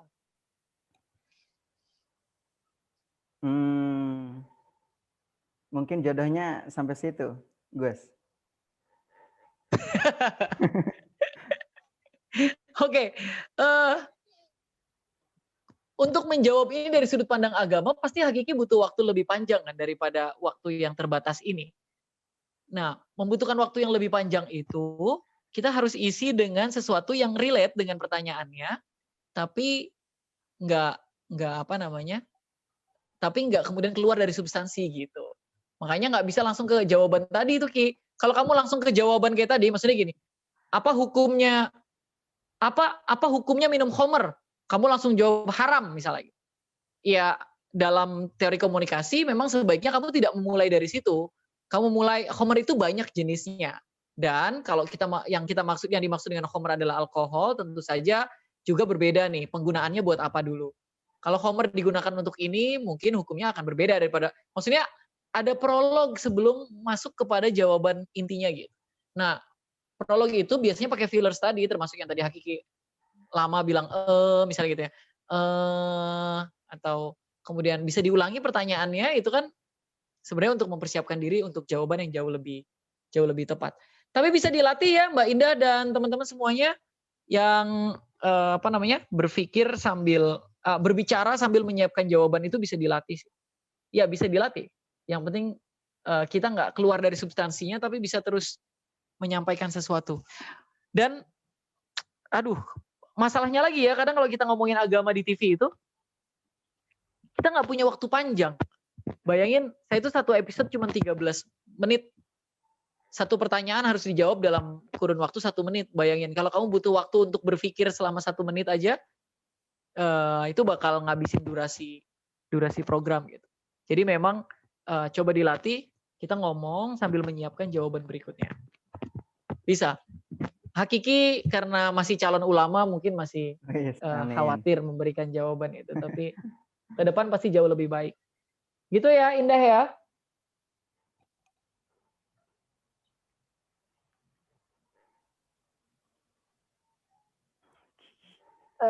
Gus, boleh satu pertanyaan lagi? Boleh. Sebelum baca kalimat, oke. Pertanyaan terakhir dari Hakiki. Hakiki silahkan bertanya ya sama Gus Romzi langsung. Oke, terima kasih Kak Rafani sudah memberikan kesempatan. Bahagia banget rasanya bisa langsung berbincang dengan Gus Romli walaupun dalam keadaan hati berdebar-debar nih, serius. Jadi sebetulnya tidak ada pertanyaan yang begitu bagus ya, cuma ini hanya closing dari peserta. Saya mengucapkan terima kasih banyak, sudah bagus banget materinya. Berguna bagi saya, bagi seorang mahasiswa yang kurang bisa dan baik ngomongnya. Sekali lagi terima kasih. Cuma saya ingin menanyakan tentang lahjah kedaerahan, Gus. Jadi seberapa pengaruh ini lahjah kedaerahan? Karena misalnya kita ngomong Aagim, itu mungkin saja menarik di Bandung tapi tidak menarik di Jakarta begitu. Kira-kira apa kita pertahankan dengan lahjah kedaerahan itu untuk personal branding kita atau kita menyesuaikan Medan begitu. Terima kasih Gus. Ya, terima kasih. Sekali lagi setiap orang itu punya ketertarikan dan pendapatnya sendiri ya soal banyak hal. Misalnya kalau di Eropa, orang yang punya aksen Inggris itu biasanya dianggap seksi banget gitu. Kalau orang aksennya Prancis itu dianggap romantis banget. Aksennya Itali itu dianggapnya romantis juga. Jadi kalau ada orang ngomong, what is your name? Gitu. My name is Alejandro gitu. Misalnya dia ngomong karena dia keturunan Portugal dan sebagainya ya, Spanish gitu, dia akan dianggap jauh lebih romantis kalau dalam Inggris ya, daripada orang yang lahjahnya itu atau aksennya itu jadi aksen Amerika biasa gitu. Di Indonesia juga sama. Betul kata Akiki tadi, Agim itu nggak disukai oleh semua orang. Orang Jawa itu biasanya nggak suka sama Agim karena misalnya Agim itu kan orang Sunda itu biasanya kesulitan melafalkan Allah gitu ya, keluarnya jadi Allah. Karena kalau dalam komunikasi sehari-hari, kan saya juga saya kan bahasa keduanya bahasa Sunda ya, karena saya tuh ngomongnya pakai bahasa Jawa, tapi jadi satu desa tuh dibagi gitu, yang dua Sunda, yang dua Jawa. Artinya saya punya interaksi dengan dua komunitas Jawa dan komunitas Sunda gitu. Misalnya tadi nih yang di komen F jadi P misalnya gitu ya. Pak Ida gitu ya, bukan Pak Ida tapi Pak Ida gitu. Mungkin yang kita orang nggak terima betul. Jadi adalah orang yang mungkin bikin orang jadi nggak suka. Ada lagi bias dalam berpikir yang bikin kita punya stereotip. Stereotip itu kan gini, kita punya kesimpulan karena mengeneralisasi pengalaman yang kita punya. Orang Sunda mah begini, orang Jawa mah begini. Males gue sama orang Jawa, males gue sama orang Sunda. Aduh, aduh ceramahnya enak banget ya, sayang orang Jawa. Gitu loh. Karena kita udah ada stereotip dulu ke orang Jawa gitu. Biasanya begitu. Tapi itu pilihan sulit memang. Kadang kadang lahjah itu bisa membantu kita nge-grab atensi dari banyak orang karena orang jadi inget, Agim yang mana sih yang Sunda itu ya? Nah itu jadi lebih gampang. Terus misalnya Gus Baha yang mana sih yang Jawa itu ya? Gitu. Itu kan jauh lebih enak gitu. Jadi ngebangun crowd-nya juga lebih jelas. Saya mau kasih contoh siapa ya? Siapa yang bikin Yowis Band? Yang bikin film Yowis Band? YouTuber itu? Bayu Skak. Oh iya, Bayu Skak.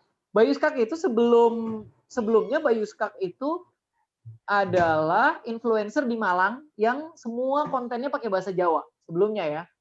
Terus follower dia mentok kalau nggak salah di berapa ya? 400.000 or 800.000 gitu. Akhirnya dia merubah konten YouTube-nya diganti pakai bahasa Indonesia.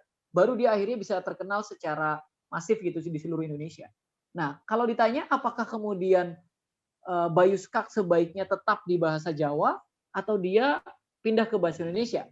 Nah, ini tergantung pada konsep kampanyenya, konsep kesiapan kita. Misalnya, kalau mau tetap jadi lokal influencer, Bayu Skak mau lebih menguatkan diri di Jawa Timur, ya dia harus tetap pakai bahasa Jawa. Tapi kalau dia mau go national, ya dia udah mulai kontennya diganti pakai bahasa Indonesia. Contoh lainnya siapa? Irfan Hakim. Irfan Hakim tadinya nggak berpikir kalau video dia itu akan ditonton oleh orang di seluruh dunia kan. Terus ternyata setelah dia menjadi salah satu influencer binatang yang paling populer di dunia, dia sekarang udah mulai pakai caption bahasa Inggris. Nah ini artinya soal lahjah dan penggunaan bahasa ini bisa ditentukan oleh teman-teman sesuai dengan target pasarnya gitu. Tapi kalau ditanya gimana ya, ini double edged sword ya, pernah dua sisi mata pisau lah, yang bisa jadi ini sangat membantu tapi bisa jadi juga membahayakan buat kita gitu, karena orang punya stereotip yang mungkin jadi terganggu. Aduh terganggu banget nih sama bacaan Qurannya Agim gitu ya. Kan ada orang-orang yang mungkin merasa begitu. Nah itu yang akan kita diskusikan di minggu depan juga ya, karena topik soal personal branding ini juga berkaitan dengan aksen yang mau kita gunakan pada saat bicara. Tapi satu hal, seberapapun kentaranya aksen yang kamu punya, seberapapun intonasi dan artikulasi kamu itu sangat terpengaruh oleh your mother tongue, oleh bahasa ibu kamu, diksi itu tetap penting banget. Diksi itu kualitas kata-kata. Kelebihannya Gus Baha itu, Gus Baha sering ngajar profesor-profesor dan doktor-doktor di UIN Jogja. Jadi teman diskusinya Gus Baha itu profesor-profesor itu. Makanya pada saat Gus Baha berbicara, diksi pilihan kata yang digunakan itu udah pilihan kata yang emang enak gitu, nyaman didengar secara akademik. Artinya kadang kita nggak perlu peduliin soal lahjahnya, soal aksennya, tapi kita peduliin pilihan katanya. Jadi nggak apa-apa aksennya Sunda, tapi yang disampaikan tetap berbobot gitu. Kalau istilah sekarang tetap daging semua gitu. Aduh, tetap daging apa? Omongannya daging banget ya gitu. Omongannya daging semua ya gitu. Tapi lahjahnya, aksennya aksen Jawa atau aksen Sunda sebenarnya ini nggak terlalu bermasalah. Mahfud MD itu kan Madura banget ya kalau ngomong. Nggak bisa melepas aksen Madura meskipun bertahun-tahun hidup di luar Madura, berpuluhan tahun. Tapi gaya bicara Mahfud MD, pilihan katanya itu tetap berkualitas. Meskipun aksen yang digunakan, aksen tradisional, kata-kata yang keluar dari mulutnya Mahfud MD adalah kata-kata yang secara akademis bisa diterima lagi. Nah itu artinya seberapapun lahjahmu itu mempengaruhi cara kamu berbicara, jangan sampai kualitas diksi itu jadi menurun. Pengalaman saya nih, kalau saya ngomong pakai bahasa Jawa, saya sulit banget kalau saya ngomong pakai bahasa Jawa, saya sulit banget ngomongin hal-hal yang penting terkait misalnya isu-isu kebangsaan, saya harus menjelaskan pakai bahasa Jawa, kayaknya saya kesulitan. Isu ekonomi saya harus menjelaskan pakai bahasa Jawa, kayaknya saya kesulitan. Tapi kalau saya pakai bahasa Indonesia dengan aksen Indonesia, saya lebih mudah berbicara di situ. Atau contoh lainnya apa? Istri saya nggak bisa romantis pakai bahasa Indonesia. Istri saya itu bisa berkata-kata romantis ke saya kalau pakai bahasa Inggris. Itu yang jadi aneh banget. Karena kalau dia pakai bahasa Indonesia itu jadi kayak aneh banget, itu saya juga nggak nyaman dengernya. Nah artinya tergantung pada konten dan pada pilihan diksi yang digunakan. Jadi bergantungnya di situ. Lebih jauhnya didiskusikan di minggu depan ya, biar soal personal branding kita wrap aja, kita bungkus minggu depan. Oke. Terus aku izin ini juga ya, minggu depan mungkin tidak akan dimulai dengan pemaparan materi, tapi langsung ke praktek dulu gitu. Jadi nanti materinya itu boleh ya? Boleh. Gus, untuk maaf ya untuk pertanyaan kita udah close karena waktunya udah habis sebenarnya ini.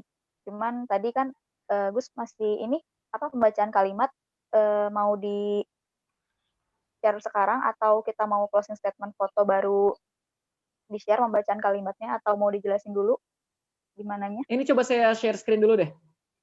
Oke, Gus.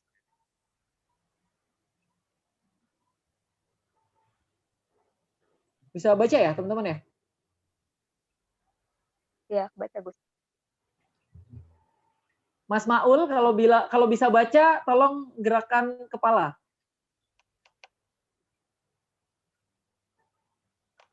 Terlalu kecil ya? Saya nggak tahu. Saya pakai HP juga kok ini. Cukup besar. Ini adalah pidato Soekarno. Pidato Soekarno. Saya minta teman-teman mencoba membaca dengan gaya baca masing-masing dan mungkin nanti saya pilih 1-2 orang untuk membacakan ulang dengan caranya yang berbeda-beda ya. Saya nggak tahu nada Soekarno-nya kayak gimana aslinya, karena ini saya hanya copy dari salah satu Soekarno. Tapi saya akan mencoba membaca, kemudian saya minta teman-teman juga membaca. Sekali lagi tidak ada benar dan salah ya dalam pembacaan ini. Bisa jadi salah kalau gini, kalimatnya kalimat tanya, tapi kamu nadanya nada pernyataan, itu nggak bisa. Misalnya gini, apakah Indonesia negara merdeka? Itu kan kalimat tanya. Terus kamu baca, apakah Indonesia negara merdeka? Itu kan salah kan? Artinya intonasi yang digunakan salah. Artinya harus clear. Kalau dia pertanyaan, ya pertanyaan. Kalau jawaban, ya jawaban. Oke. Kalau pernyataan adalah pernyataan, kalau pertanyaan adalah pertanyaan. Saya coba baca ya. Ntar saya minta satu cewek, satu cowok untuk membaca ini. Sekali lagi saya ulangi kalimat ini. Membuang hasil-hasil positif dari masa yang lampau tidak mungkin. Sebab kemajuan yang kita miliki sekarang ini adalah akumulasi daripada hasil-hasil perjuangan di masa lampau. Ini kalimat Soekarno, saya menginterpretasikan itu, kemudian saya membacakannya dengan cara seperti itu. Ini persis kayak Indonesian Idol ya, kamu cover lagu orang, kan kamu harus interpretasiin lagu itu tergantung pada gaya bicara, gaya bernyanyi kamu kan. Nah ini kita coba dengan kalimat. Saya minta siapa ya? Sani Sadan. San?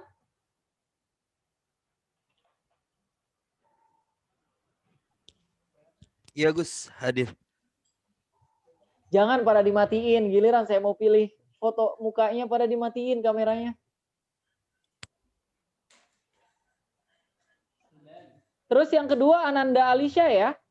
Ayo Sani kamu dulu San, coba kamu baca. Yang saya baca itu dari yang sekali sampai itu Kak. Yang Gus, dari Iya, sekali lagi iya. saya itu. Oke, Nadanya bebas Gus. bebas. Bayati. Kiroah berapa Gus? Sekali lagi saya ulangi kalimat ini. Membuang hasil-hasil positif dari masa yang lampau tidak mungkin. Sebab kemajuan yang kita miliki sekarang ini adalah akumulasi daripada hasil-hasil perjuangan di masa lampau. Oke. Thank you Sani ya. Atas bacaannya. Saya sekali lagi tidak untuk menilai, tapi emang tadi ini ya, adalah akumulasi itu ada dua. Siapa tadi? Ananda, kamu jangan lupa adalah akumulasi itu ada dua. Soekarno tuh seneng banget kalau ngomong diulang-ulang. Jadi repetisi itu salah satu dari teknik komunikasi. Itu pertemuan 2 kali setelah ini ya. Pertemuan 2 kali besok kita mau masih di personal branding. Berikutnya kita udah ngomongin soal repetisi high and rise-nya volume gitu. Nanti kita akan ngomongin soal itu. Tapi kalau sekarang masih ke diksi dan intonasi. Silakan Ananda. Iya, Gus. Sekali lagi saya ulangi kalimat ini, membuang hasil-hasil positif dari masa yang lampau tidak mungkin. Sebab kemajuan yang kita miliki sekarang ini adalah akumulasi. Adalah akumulasi daripada hasil-hasil perjuangan di masa lampau. Oke, Ananda Alicia, ada orang yang tipikalnya kalau berbicara itu, kalau belakangnya vokal, itu akan berhenti. Ananda tadi saya mendengar itu juga ya. Kalian punya nggak temen yang kayak begitu? Misalnya, kapan kamu mau ke sini? Hari ini, berhenti gitu, bukan hari ini. Kalau dalam keyboard tuh ada sustain, ada kamu mau kemana? Ada orang yang kamu mau kemana? Kamu mau kemana? Gitu. Ada yang keputus gitu loh, kalimatnya ada orang yang kayak begitu. Nah, di pertemuan berikutnya maunya saya kita akan banyak praktek begini, jadi teman-teman akan kita minta untuk mungkin lebih banyak paraphrasing ya. Coba saya minta satu lagi deh. Saya minta satu lagi siapa ya? Maul, kamu boleh deh Ul. Ul, saya stop sharing Ul. Jadi tugas kamu adalah menyampaikan kembali pesan Soekarno tadi. Dengan bahasa kamu dan intonasi yang kamu punya. Bentar guys, saya. Kamu jangan buka, jangan udah difoto lagi tadi. Enggak di foto.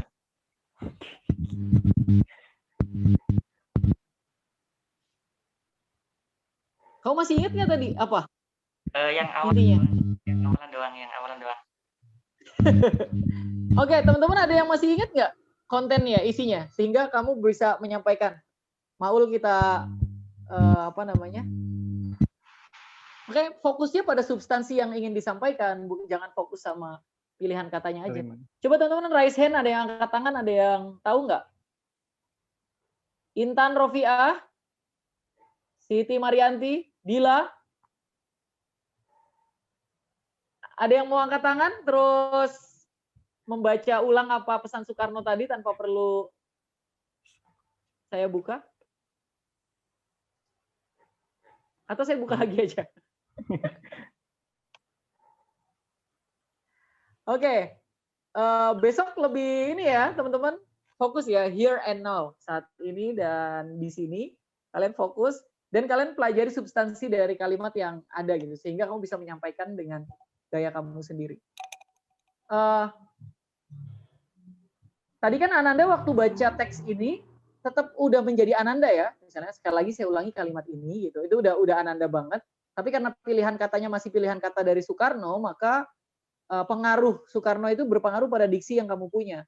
Makanya di berikutnya kalau saya kasih teks begini, teksnya akan saya hapuskan. Jadi teman-teman akan berbicara menggunakan diksi dan pengetahuan yang dimiliki oleh teman-teman sendiri gitu. Itu yang tantangan yang mau kita lakukan. Dila, halo Dila. Aku stop sharing lagi ya. Iya, Gus. Oke, silakan. Sekali lagi saya ulangi kalimat ini, membuang hasil-hasil positif dari masa yang lampau itu tidak mungkin. Sebab kemajuan yang kita miliki sekarang ini adalah akumulasi daripada hasil-hasil perjuangan di masa lampau. Oke, kemampuan menghafalnya oke. Tapi saya berharap teman-teman membaca menggunakan diksi sendiri gitu, di paraphrasing. Atau gini aja, besok di pertemuan besok, pertama saya akan memperkenalkan apa itu paraphrasing. Jadi teman-teman bisa tahu lebih jauh. Parafrase. Kalian udah pernah belajar itu belum sih? Sistematika penulisan makalah gitu-gitu kan ada istilah parafrase. Yang kalau kita ngutip dari orang, kita nggak boleh menyampaikan seutuhnya kalimat orang itu. Tapi kita harus menyampaikan substansinya dengan pilihan kata yang kita punya. Belum nyampe situ ya kuliahnya? Semester 1 apa semester 2? Belum, Gus. Belum ya? Hakiki semester berapa, Ki? Semester 6, Gus. Di Dirosat juga?